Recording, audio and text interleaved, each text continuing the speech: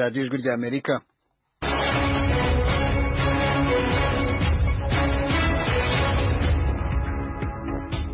radiyo ijwi rya Amerika vugira Washington DC mu Kinyarwanda no mu Kirundi. Mu Burundi mutwumvira ku mirongo migufi ya shortwave kuri metero 19 na metero 22, mu Rwanda turi no kuri FM 104.3 ya radiyo ijwi rya Amerika. Kuri internet mudusange kuri wayesha radio yacu voa.com. Ikaze mu makuru yo muri aka kanya hano muri studio ya karindwi. Cornelius ari ku buhanga bw'ibyuma, Cyubahiro Jedene ari ku bugenzuzi bw'amakuru, naho nje mwumva kuri micro ndi Jeffrey Mutagoma. Mu Burundi aborozi bo muri komine Mumba y'intara ya Ngozi barashinja leta kutita ku buzima bw'amatungo yabo, aho indwara y'inzaduka itereye igahitana atari make muri icyo gihugu. Turabona yahora ivuza inka bakarihisha amahera kera, hariho amararo, hariho ingomero, imiti bakayitanga, mugabo umwe wese arimenya. Ukuntu kwimenya rero hari babishobora n'abatabishobora. Banyura Yohani ni umwe mu borozi b'inka mu Burundi. Umunyepolitiki utavuga rumwe n'ubutegetsi muri Kenya, Odinga, watanze ikirego mu rukiko rukuru rw'igihugu, akomeje guhamya ko ari we watsinze amatora y'umukuru w'igihugu, ariko ko azubaha icyemezo cy'urukiko. Leta ya Yemen iratangaza ko abasirikare bayo 10 biciwe mu gitero abarwanya ubutegetsi b'abahuti bagabye mu ijoro ryakeye mu mujyi wa Taiz mu majyepfo y'igihugu. Naho chancelier w'Ubudage Olaf Scholz yasabye ko ibihugu bya Ukraine na Georgia byemererwa kwinjira mu muryango w'ubumwe bw'Uburayi. Aya makuru n'ayandi ni mukanya ntimujye kure.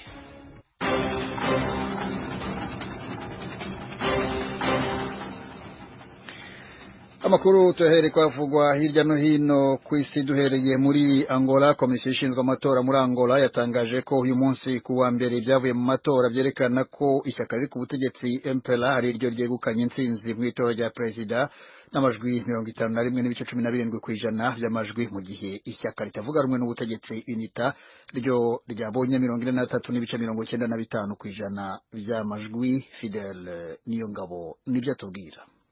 Ibyatangajwe n'umugwi w'igihugu ujejwe amatora bitumye President Joao Lourenço atsindira ikiresi kiringo kigira kabiri cyo kuyobora Angola. Yamara umukuru w'umugambwe UNITA Adalberto Costa Junior yiyamiriza ibyavuye mu matora, yasabye ko umugwi ugizwe n'abanyamahanga wihweza ukugene igikorwa cyo guharura amajwi cyagenze, igikorwa gishobora gufata indwi zitari nke. Muri iki gihe kandi iyindi migambwe itavuga rumwe na leta hamwe n'amashirahamwe aserukira inyungu z'abanyagihugu ivyerekanye impungenge ko umugambwe MPLA usanzwe utunganya amatora kandi ari nawo uganza ibinyamakuru vya leta ushobora kuba warivye amatora. Umugambwe uri ku butegetsi MPLA wayoboye igihugu kuva cikukira mu mwaka w'1975, yamara ibitigiri by'abashigikiye umugambwe vyagiye biragabanuka mu matora yabaye muri Angola mu bihe vya vuba. Hari impungenge ko intsinzi y'umugambwe MPLA ishobora gutuma hari ubwicanyi n'uruhagarara mu gihugu. Raila Odinga, umunyepolitiki utavuga rumwe n'ubutegetsi muri Kenya, watanze ikirego mu rukiko rukuru rw'igihugu, akomeje guhamya ko ari we watsinze amatora y'umukuru w'igihugu, ariko ko azubaha icyemezo cy'urukiko. Fidel Niyongabo. Haraheze indwi Odinga ashingishije urubanza muri sentare kizigenza y'igihugu, avuga ko afise ibyemezo ko yatsinze amatora, akaba ashaka ko amajwi y'ivyavuye mu matora yosubira guharurwa. Mu rubanza yashingishije avuga kandi ko izavuye mu matora atagaciro bifise kubera byatangajwe n'umukuru w'umugwi w'igihugu ujejwe amatora aho gutangazwa n'abagize uwo mugwi bose. Yavuze ko ashaka ko umuyobozi w'uwo mugwi ahindurwa. Mu nyishu yahaye sentare kizigenza y'igihugu, umukuru w'umugwi w'igihugu ujejwe amatora muri Kenya yaratangaje ko amatora yabaye mu mwidegenzi atatunenge twayaranze kandi ko yabaye mu buryo bwemewe. Raila Odinga abajijwe niba hari aho byoshika ko atemera ingingo ya sentare kizigenza y'igihugu, yishyuye ko adashaka kuremera sentare, ko ashaka ko iyo sentare yumviriza urubanza atahihengamiye.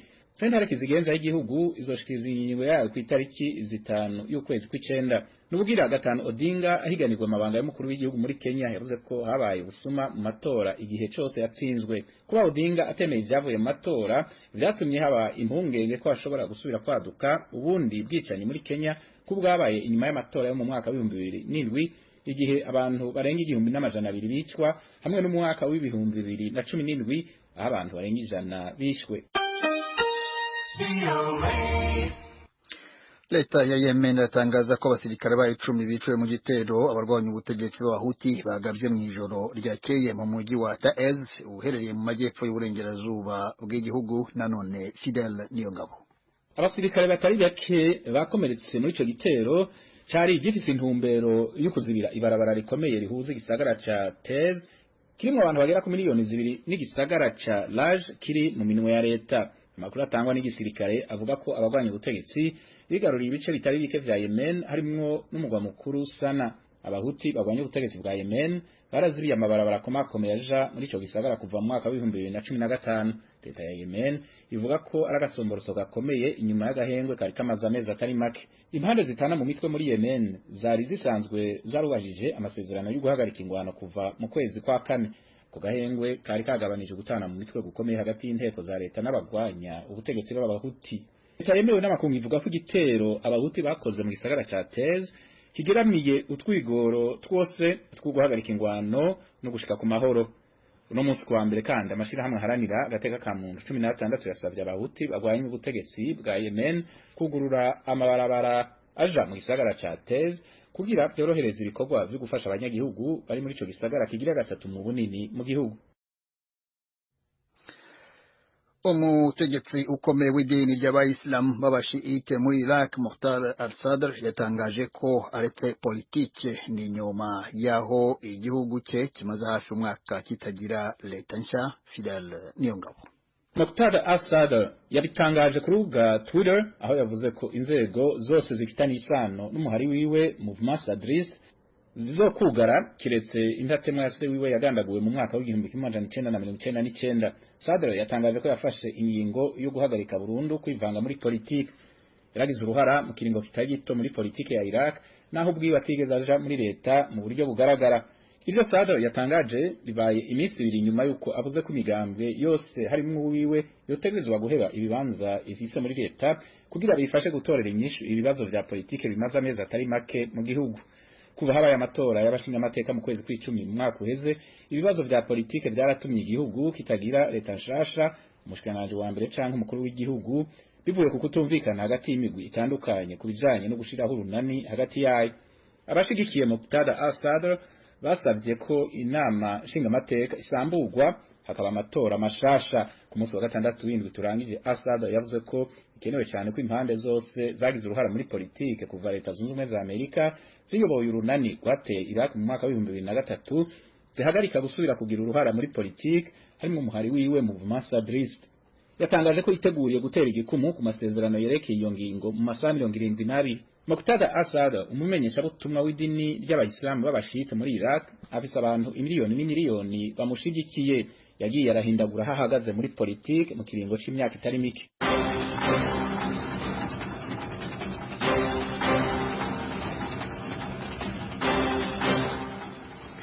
Mukomeje kumva radio ijwi ry'Amerika ivugira i Washington DC mu Kinyarwanda no mu Kirundi. Muje no kuri wa radio yacu voa.com mukurikire aya makuru kuri Facebook na Twitter. Muradusanga kuri @voa radio yacu. Mukanya turajyana mu makuru avugwa mu karere k'ibiyaga bigari byo muri Afrika.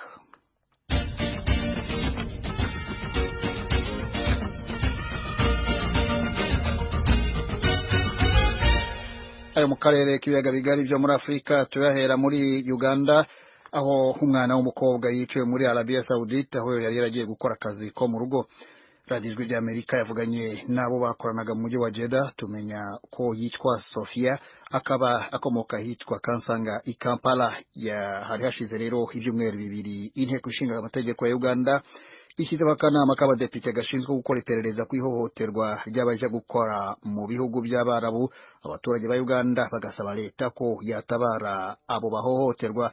Umunyamakuru wa ijwi ry'Amerika muri Uganda Ignatius Bahizi afite ibindi bisobanuro kuri iyi nkuru. Urupfu rw'uyu mukobwa witwa Sofia Kadama ruje rukurikiye izindi mfu z'abandi bakobwa b'abanya-Uganda zagiye zitangazwa biciwe muri Arabia Saudite, kandi akaba ari mu ihohoterwa ry'uburenganzira bwa kiremwa muntu ryagiye riba ku bakozi b'abanya-Uganda mu bihugu by'Abarabu cyane cyane muri Arabia Saudite. nubwo leta itaragira icyo ivuga ku rupfu rwa Kadama, abaturage b'ingeri zose bakomeje kujya impaka no kwamagana ihohoterwa ry'abajanwa gukora imirimo itandukanye mu bihugu by'Abarabu, bagasanga leta ikwiye gushaka uburyo yarenganura abaturage bayo. Abandi bakavuga ko ibyo kuja gukorera mu bihugu by'Abarabu leta ikwiye kubihagarika burundu.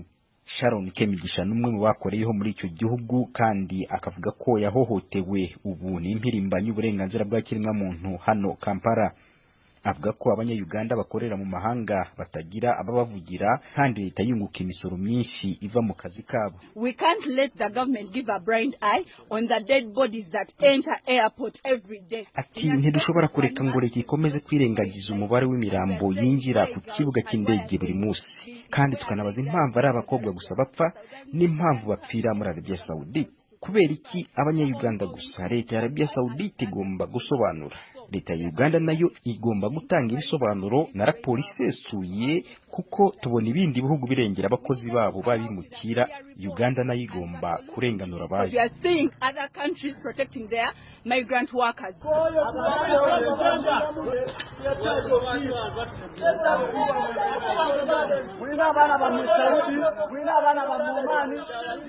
Abo nabigaragambyaga hanze y'ambasade ya Arabia Saudite i Kampala mu cyumweru gishize bamagana urupfu rw'undi mugore bivugwa ko yishwe na bashebuja muri icyo gihugu mu kwezi gushize.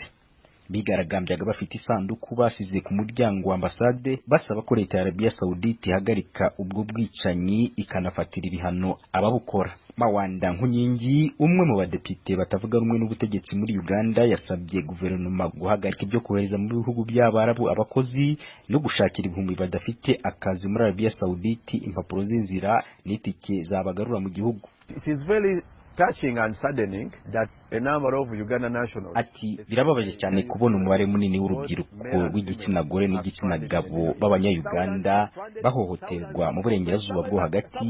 Bamwe muri aba barara ku mihanda, ibihumbi barinubira imibereho bakoreramo, abandi ibihumbi n'ibihumbi bajanwa gukora imirimo idahari.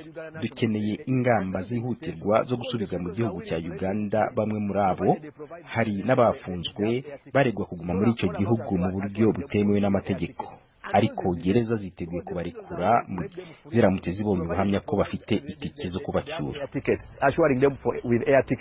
Amakuru aturuka mu bakorera muri ibyo bihugu avuga ko ababakoresha babambura impapuro zabo z'inzira bagezeyo.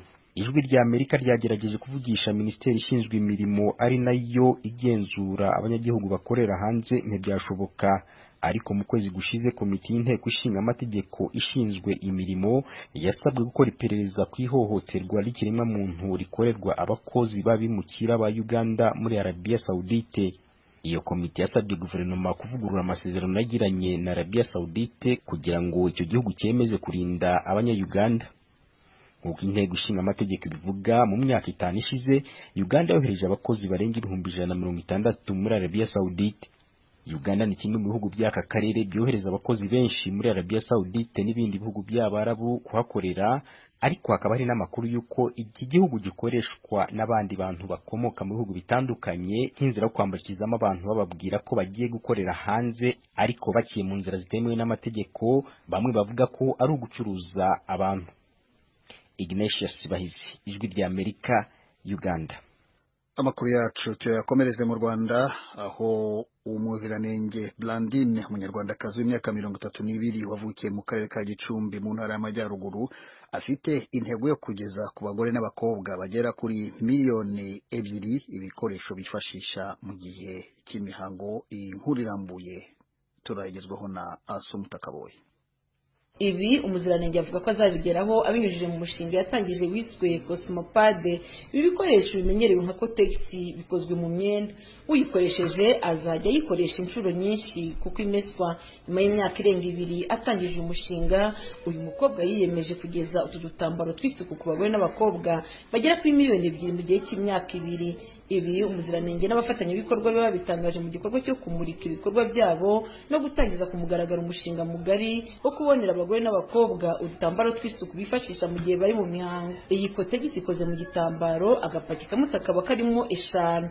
umuziranenge watangije umushinga avuga ko utu dutambaro dukoreshwa inshuro nyinshi kuko aho kuyita imeswa ni umushinga uzatwara miliyoni zisaga 400 nk'uko yabisobanuye.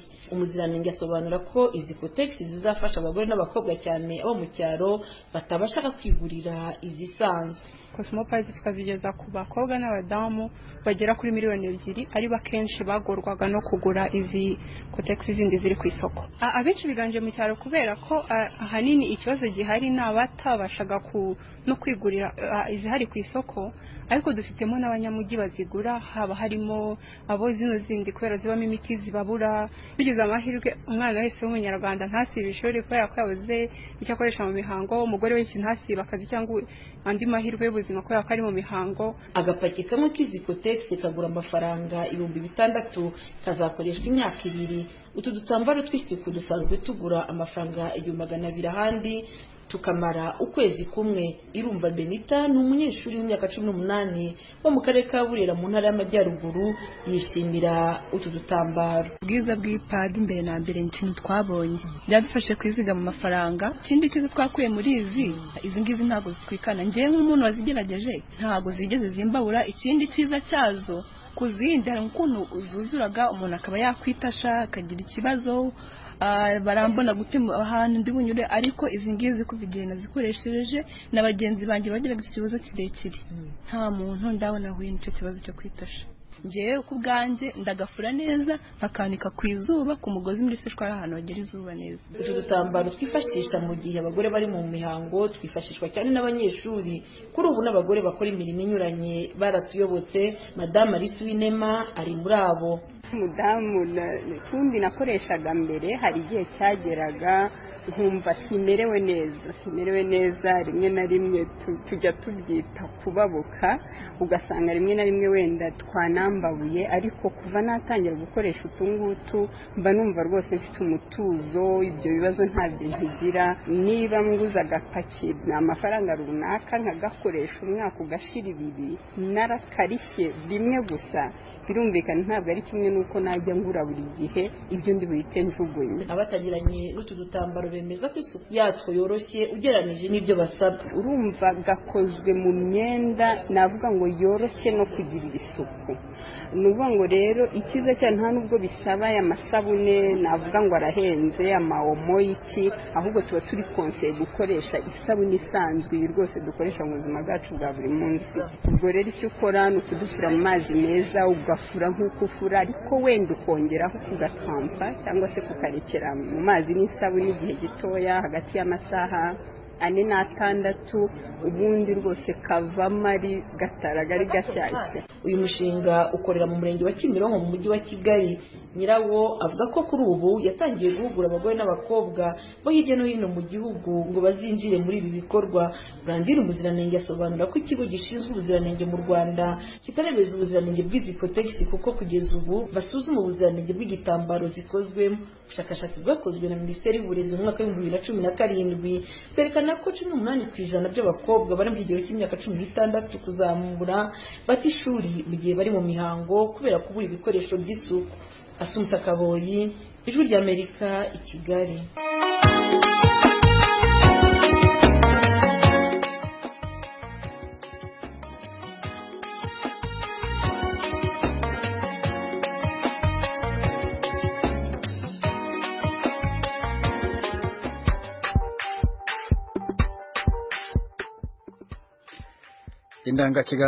Ikiganiro muri Sanga mwayumvise. Tugeze rero kuri wa munota wo kubasogongeza icyo turimo tubahishire ku munsi w'ejo mu kiganiro muri Sanga. Ku murongo wa telefoni ndi kumwe na mugenzi wanjye Oriane Itangishaka. Oriane, ndagize mwiriwe. Mwiriwe neza, urakomega Mutagoma? Ndaho meze neza, na bagenzi banjye turi hamwe hano muri studio. Rero reka tuguhe umwanya tudatinze utunyarukirizo tubwire mbegejo abanywanyi b'ikiganiro muri Sanga ubahishiye iki? urakoze cyane Jeffrey Mutagoma nk'uko bisanzwe ku munsi wa kabiri mumenyereye yuko tubashikiriza ikiganiro cerekeye abakenyezi n'abigeme ejo tuzokwihweza ikibazo c'ubugumba ni ukuvuga cyo kutibaruka iyo uri mu rugo rwawe kenshi umukenyezi atibarutse arakunze guturubikwa cyane cyane n'umuryango w'umugabo mbega iyo umugabo yitavye Imana canke atagihari bigenda gute kugira ngo uwo mukenyezi atibarutse afatwe neza ashobore no kuronka n'amatungo y'umugabo wiwe mu butungane biba bimeze gute ibibazo bitandukanye bijanye no kuba ataribarutse nivyo tugiye kwihweza muri make kugira ngo turabe ku rwego rw'amategeko no ku rwego rw'amashirahamwe atandukanye aserukira abakenyezi ico babivugako. Oriane Itangishaka urakoze cyane. Ubwo abanywanyi b'ijwi rya Amerika turabararitse nejo saa 10 zo mu Rwanda no mu Burundi nk'uko bisanzwe. Urakoze cyane. Tukomereze mu Burundi aborozi bo muri komine Mumba y'intara ya Ngozi bashinja leta kutita ku buzima bw'amatungo yabo nyuma yaho indwara y'inzaduka itereye igahitana amatungo atari make mu Burundi. Iyi nkuru n'ijwi rya Amerika yateguye yifashishije abakunzi bayo mu Burundi turagezwaho na Desire Hatungimana i Kigali mu Rwanda. Abanyagihugu bo muri komine Mumba y'intara ya Ngozi barijukiye ubworozi bw'ibitungwa kandi burababeshaho. Nyandwiroje ajejwe amagara y'ibitungwa muri iyo komine avyemeza afatiye ku bitigiri vy'ibitungwa biharurwa ku mitumba igize iyo komine nk'uko yabibwiye abakunzi b'ijwi rya Amerika. Tugeze mu gitigiri c'inka kingana n'ibihumbi 5,384. Ubworozi bw'impene naho nyene bworowe mu mitumba yose kandi zigeze ku gitigiri c'ibihumbi 23,988. Intama nazo dufise igitigiri c'intama 1,034. Naho biruko bamwe mu borozi b'inka bo ku mutumba Buye bavuga ko ivyo bitungwa bitera bigabanuka kubera indwara. Ntakabanyura Yohani n'umwe muri abo borozi avuga ko yigeze kuba afise inka zirenga 100 ariko kubu asigaranye izitarenga 5. Uwo mworozi wa kijambere yibuka ko aho hambere ico gisata cari cifashe neza. Turabona yahora ivuza inka bakarihisha amahera kera, hariho amararo, hariho ingomero, imiti bakayitanga, mugabo umwe wese arimenya. Ukuntu kwimenya rero hari babishobora n'abatabishobora, imiti kandi ntayihari, ababivura nabo ni nta kumurondere iyari unaniwe kumushikira igitungo kirashobora gupfa. Kuri mikro z'abakunzi b'ijwi rya Amerika aborozi bo ku mutumba wa Buye komine Mumba bamenyesha ko bikora ku bavuzi bigenga. Umworozi Ntakabanyura akavuga ko abo bikora ko atabuhinga buhagije baba bafise. Barahari mugaje ko baba nko kubirometero bishika 10 nyene.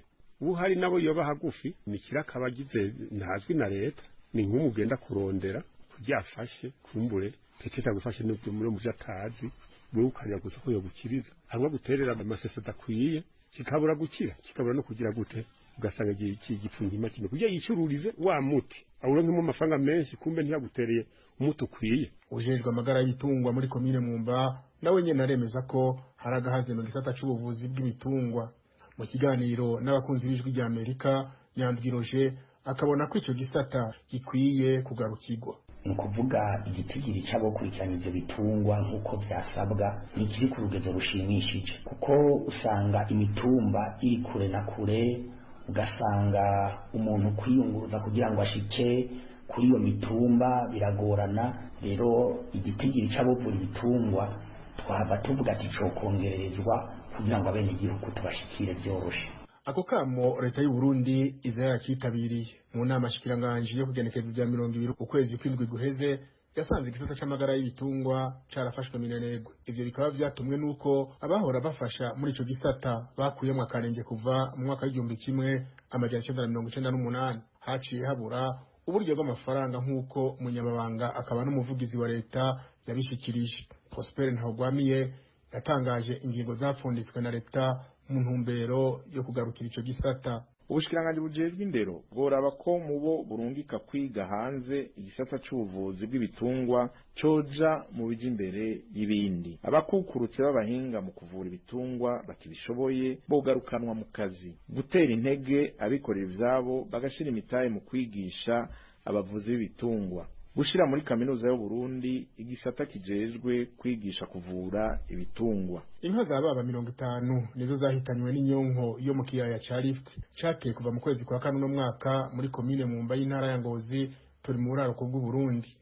Amakuru avaho mu bushikiranganje bujejwe ubworozi akavuga ko ari nayo komine yatanguye kuvugwamwo iyo nyonko yateye ibitungwa vy'inka, impene n'intama ku rwego rw'igihugu. Desire Hatungimana watugezagaho iyo nkuru y'abanywanyi bijwi ry'Amerika waduteguriye mu Burundi. Reka noneho tujye muri Tanzania, impunzi z'abarundi bahungiye mu nkambi ya Nyarugusu basaba ishami ry'umuryango w'abibumbye ryita ku mpunzi HCR hamwe na leta y'icyo gihugu gukoresha inzira zose zisabwa mu gukemura burundu ikibazo cy'ubuhunzi. Ni inkuru tubaza umunyamakuru w'ijwi ry'Amerika James Joven uri muri Tanzania. Iryo jambo ryashikirijwe na Bwana Niyonkuru Jane Claude yaserukiye impunzi mu nama yahuje indongozi n'umutegetsi mukuru w'ishami ry'ishirahamwe ONU ryita ku mpunzi ku isi HCR Filippo Grandi kuri uyu Mungu mu nkambi ya Nyarugusu. Iyo nama yari itumbereye kurabira hamwe ibyavuye mu gikorwa giheruka kuba aho zimwe mu mpunzi zarungitswe mu gihugu cy'u Burundi kwirabira ingene umutekano wifashe, icyo bise mu Congereza go and see. Bwana Niyonkuru muri iyo nama yavuze ko uwo mugwi uheruka mu Burundi hari basanze ikibazo cy'umutekano kitarakemuka, ari nayo mpamvu basaba ko leta na HCR bakoresha inzira zose zisabwa gukemura burundu ikibazo cy'ubuhungiro. Muri izo nzira harimo guhabwa ubwenegihugu mu gihugu bahungiyemwo, kujyanwa mu gihugu kigira gatatu no kubandanya umugambi wo gutahukana mu gihugu cy'amavuko ku bavyishakiye. Bwana Niyonkuru yabivuze mu rurimi rw'Igiswahili. Tunaomba huduma zingine za suluhisho za kudumu kwa mkimbizi ziweze kufanyika kwa upande wa Burundi, isiwe ya dusaba ko inzira zose zisabwa gukemura ikibazo cy'ubuhungiro ko zoshirwa mu ngiro. Uretse yikomeje kubandanya muri iki gihe yo gutahukanwa mu gihugu cy'amavuko gusa. Mwazi neza ko twahunze ubutandukane kandi buri muntu afise icyo yahunze. Bamwe muri twebwe bahunze ibintu bikomeye cyane kandi bidakunda ko bosubira mu gihugu bahunze. Ikindi dusaba nuko buri muntu yokumvirizwa ukwiwe. Mu minsi iheze hari amatohoza yakozwe mu nkambi, hari imigwi yaserukiye abandi kandi buri umwe afise ikibazo gitandukanye n'ubundi. Gusa impunzi zisaba leta ya Tanzania ivyabaye mu nkambi ya Mutabira gutahukana impunzi ku nguvu ko bitosubira gukorwa. Kandi wakimbizi wanaomba ya kwamba muombee serikali ya Tanzania vigezo vilivyotumika mwaka 2012 Mutabira isije likajirudia tena. Umutegetsi mukuru w'ishami ry'ishirahamwe ONU ryita ku mpunzi ku isi HCR Filippo Grandi muri iyo nama yavuze ko mu mwaka uheze yakoze urugendo mu gihugu cy'u Burundi. Yavuze ko yasanze hakiri utunenge twinshi mu bijyanye n'umutekano ukwiye. Kubw'iyo mpamvu yashimangiye ko HCR minsi yose izobandanya umugambi wo gufasha impunzi zose zisanga ikibazo cyatumye bahunga kitarakemuka nk'uko bisabwa hisunzwe amategeko mpuzamakungu agenga impunzi. I went to Burundi last year. I went around the country. I spent a long time with the President Ndayishimiye. Is the situation perfect there? Very good? No. Narakoze urugendo mu gihugu cy'u Burundi mu mwaka uheze. Narazungurutse hafi igihugu cyose. Twaraganiriye byinshi na perezida wanyu Ndayishimiye. Umutekano ni mwiza cyane. Oya, hoba hari akarusho bwereranije no mu kahise. Yego, murazi neza ibibazo igihugu cy'u Burundi cyagiye kirahitamwo kurusha njyewe. Nico gituma muri hano mu buhungiro HCR n'amakungu yose asabwa gufasha u Burundi kugira mubashe gutaha. Abakeneye gutaha umwe ku gatwe kiwe cibure imiryango HCR irabibafashamo cyane. N'abandi bose babona ko ikibazo cyatumye bahunga kitarakemuka, HCR izokomeza ibafashiriza aho nyene ubuhungiro. Kubijyanye no gutwarwa mu gihugu kigira gatatu, uwo mugambi hari ubwo twawushira mu ngiro mu myaka iri imbere. Gusa ndababwiza ukuri, abazoronka ayo mahirwe ni bake cyane mu by'ukuri. But it is not a solution for many people. We have to be realistic. Filippo Grandi yashimiye leta ya Tanzania ku kigoro yama yagize mu myaka hafi 50 imaze yemereye indaro ku mpunzi z'abarundi n'abandi bose baturuka mu bihugu bibanyi. Gusa ahamagarira leta ya Tanzania kubandanya ikurikije amategeko agenga impunzi nk'uko bisabwa mu gihe ico bahunze kitarakemuka. Umuyobozi ashinzwe impunzi muri Minisiteri y'Ubutegetsi bw'igihugu cya Tanzania Sudi Mwakibasi nawe yitabye yitabiriye iyo nama gusa nta jambo yavugiye leta ya Tanzania muri iyo nama naho minsi yose ahamagarira impunzi gutaha mu nkambi y'impunzi Nyarugusu iri mu gihugu ca Tanzania. James Jovini kubwijwi rya Amerika. James Joven tugushimire kuri iyo nkuru utugejejeho, ni nayo idusoreje amakuru yacu kuri uyu mugoroba. Dushimire bagenzi bacu twafatanyije muri aya makuru, nshimire hano muri studio Cornelius ku buhanga bw'ibyuma, Cyubahiro Dieudonné wamfashije kubagezaho aya makuru. Kuri mikro mwumvaga Jeffrey Mutagoma, twese hamwe turagira tuti mukomeze kugira amahoro n'amahirwe.